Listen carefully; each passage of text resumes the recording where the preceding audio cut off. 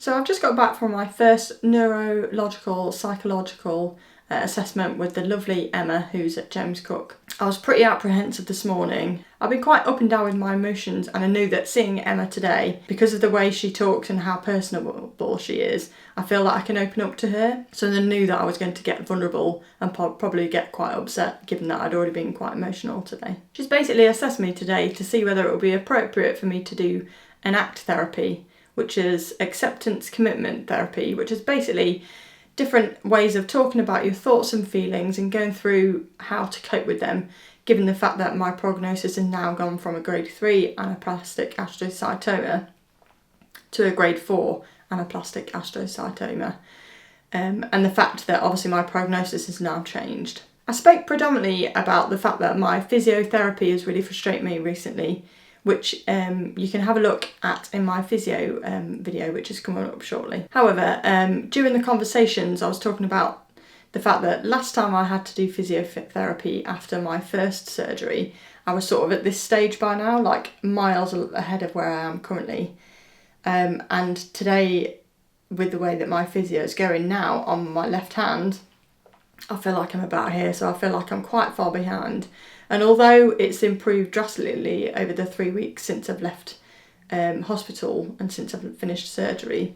I feel like I'm getting quite frustrated with the little things, such as doing zips up, like I can kind of grab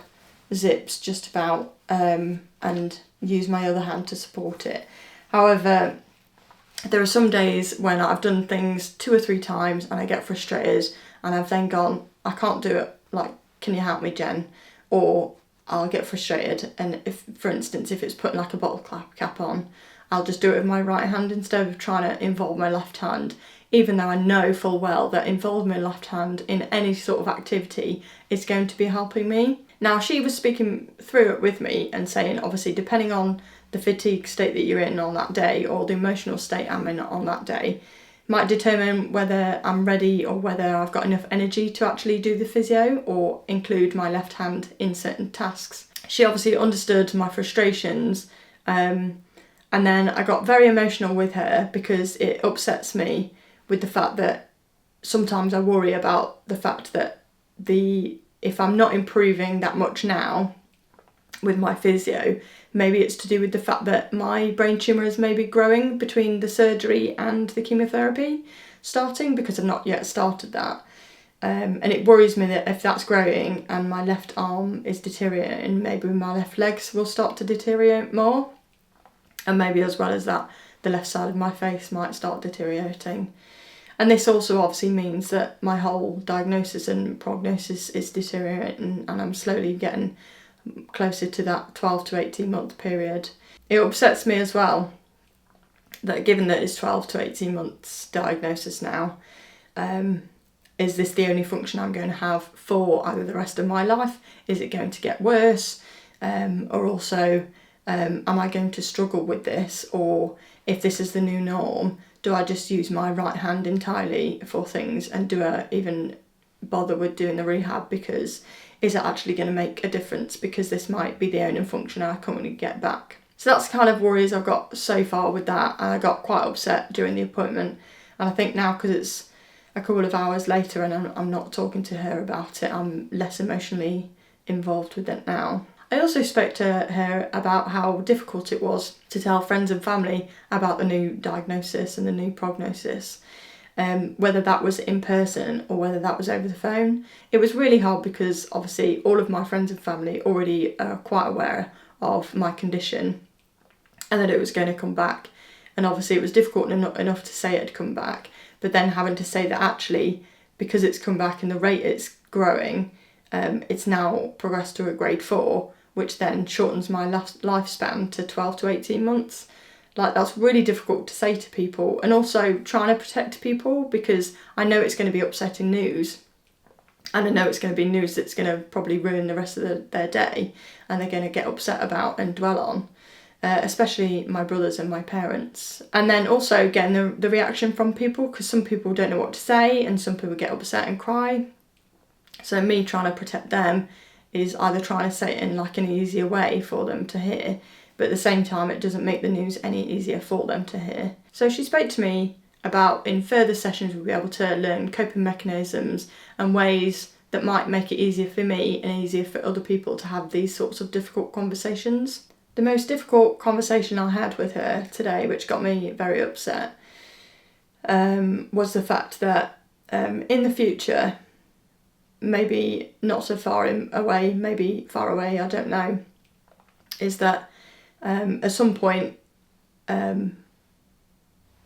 there's the potential that I'm going to pass away due to this condition. And the fact that I wouldn't, although I'm able to make funeral plans and wills and power of attorneys and things now, which I have already done and discussed with my other half, is the fact that I wouldn't be there to help people like my friends and family that are closest to me cope with my passing, and what would happen after that. It's just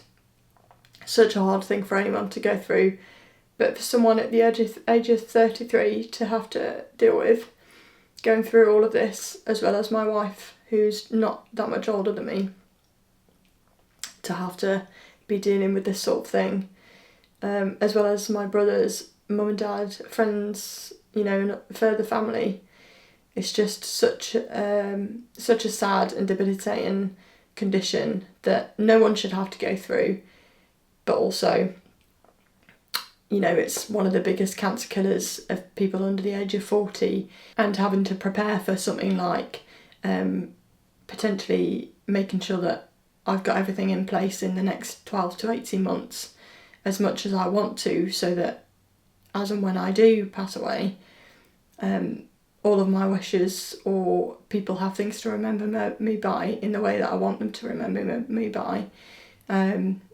is one of the toughest things, really, because I want to make sure that I've made a lasting impression on people and on the world, and make sure that I help people out, and make sure that I set things up so that when I do pass, that things are easier for people. Emma explained that I'd be able to have